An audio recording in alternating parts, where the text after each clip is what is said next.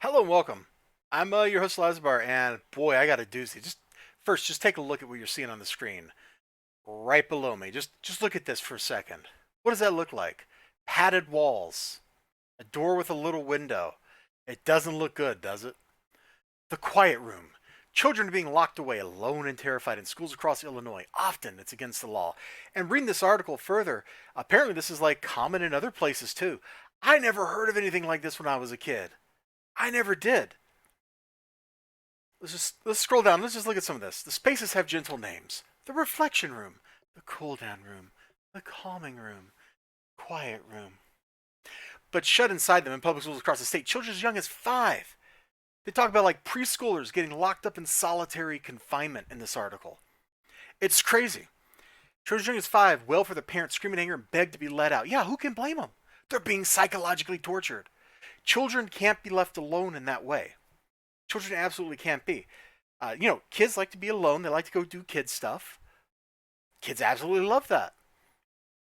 But kids also need to know they have that ability to get comfort if they need it. And when you take that away from them, you're actually harming them. You're inflicting harm. It's mental torture. Even more than locking an adult in solitary, which is bad enough on its own. Doing it to a kid, that's beyond inhumane.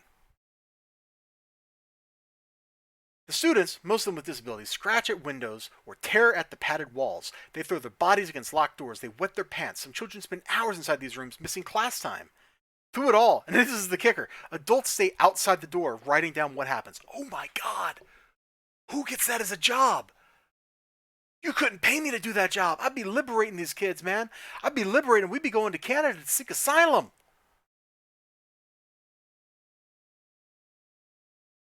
Now, according to this article, this is supposed to be used in the case of the child is violent and going to hurt somebody or themselves, which I can understand. Like, you need to have a place you can take somebody who's like being actually violent and get them away from other people so they can't harm them, while you get a psychiatrist there to sit down and talk with them and evaluate them, or you wait for the police to show up, or whatever your escalation path is. Like, you have to have a place for that. It used to be called the principal's office. You would just go to the principal's office, or they would drag the person to the principal's office if it was like that bad.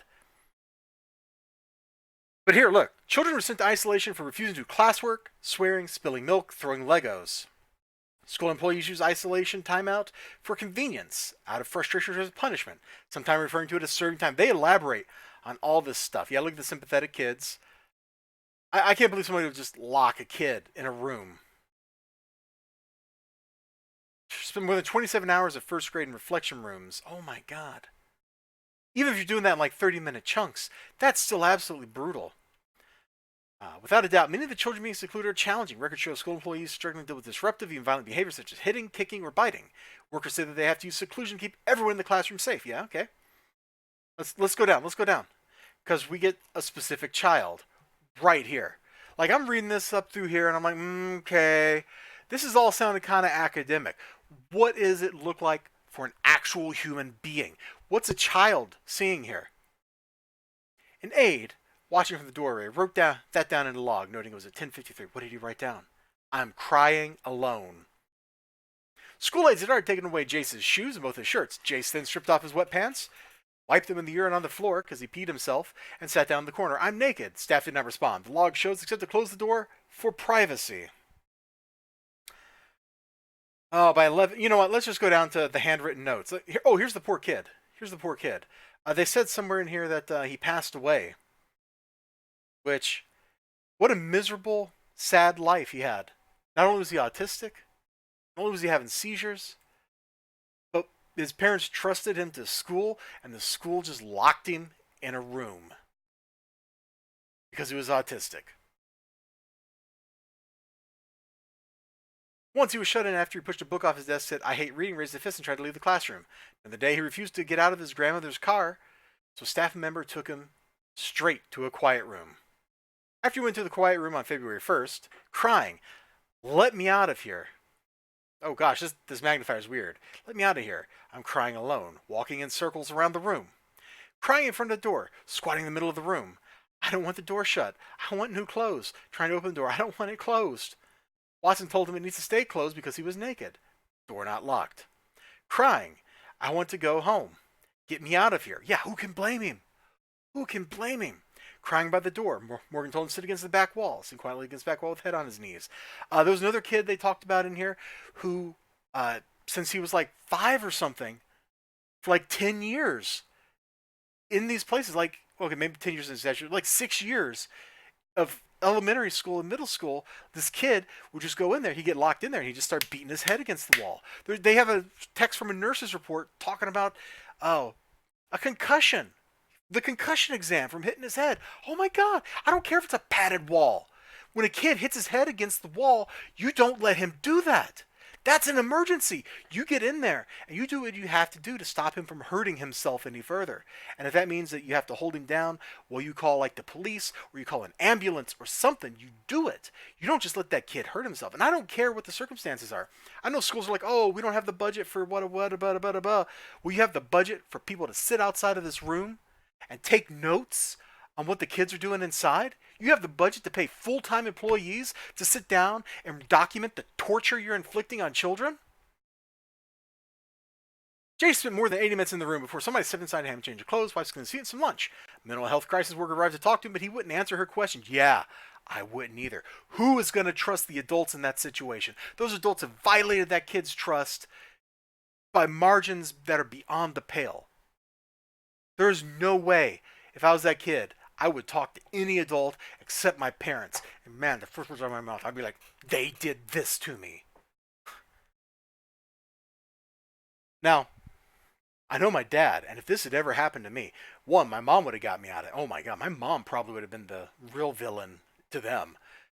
But if this had ever happened to me, like not only would we be in the situation where, you know, Dr. Elizibar is no longer going to that school, but there would be a whole lot of school employees who suddenly came down with a serious case of serious permanent injury or death. Like, my parents would not stand for this. You hurt their children, you're not getting away with it. Maybe that's the country boy in me. Like, this is happening in Illinois. A lot of these schools they talk about here seem to be near like Chicago or something. So, you know, maybe that culture is different than the one that I have in my background, you know, very Jacksonian, rural kind of thing. But this is ludicrous. Schoolworkers often keep watch over children who are clearly in distress. They dutifully document kids urinating, spitting in fear or anger, and then being ordered to wipe the walls clean and mop the floors. I wouldn't wipe the floors. I would be the least cooperative little turd that they had ever seen. Yeah, apparently this is what they used to do, is you literally got locked in a box about the size of a phone booth. And then they made it illegal. And then they made it legal again. Here's a picture of the inside of one of these rooms. You see all the hand scratches on the padding from kids trying to escape? That's how desperate they are. This isn't like, oh, I'm going to systematically try to engineer my escape. This is panic. This is fear. This is terror. This is what a rabid animal does when it's trying to escape, when it's scared out of its mind. If you've ever had a dog or something, you know exactly the behavior. If you've ever been somebody, you know, I've had panic attacks before in my life. I'm sure a lot of people have.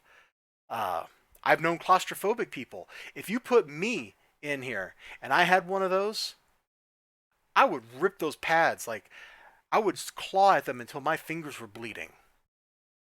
Somebody with claustrophobia would probably like have a heart attack and die in there. You can't stick people in this for no reason. Here's the rest of the room. Look at the glass. Scratching the glass. I don't even think my fingernails are sharp enough to do that. You know how much effort that takes? Even if there's like some weak plexiglass that's not super hard. Like, that's a lot of work. That's a lot of finger damage. The ludicrous thing is, if you are going to do this to people, you know what kind of people get solitary confinement? The person who took a toothbrush, filed it down, made a shiv, and shanked somebody and killed them in prison. That's who goes to solitary. If the military did this to a bunch of prisoners or something for no cause, like that prisoner was just, you know, said, bleep you, and they shoved him in here, it would be a freaking war crime. And we're doing this to children. We're doing this to children. We are doing this to children. Oh my God. This has to stop. You know, I usually don't make videos about this kind of stuff. Like, this isn't my channel's jam, but I saw this at work over my lunch break. I think it was over my lunch break, and this is either lunch break or coffee break, and I'm just like, I couldn't believe it. I got so mad. I started swearing. It set a bad mood for the rest of my day. rest of my day. So now I'm putting this here because I want you to know about this. I don't know like what states this happens in. I don't know how common this is outside of Illinois because of this one report. But this is something that shouldn't happen. This is absolutely not something that should be allowed. This is not something that should be kosher. You cannot lock children in a room alone ever. Ever. I don't care if you have somebody sitting outside there who can talk to the child through the door. That's not cool, especially to little kids, because a little kid gets scared. They need that human touch. They need that person that they can touch, because that physical touch is a way to deliver comfort. And that's one way that children, probably the primary way that they get comfort, is with a hug or with an arm over the shoulder, that kind of thing.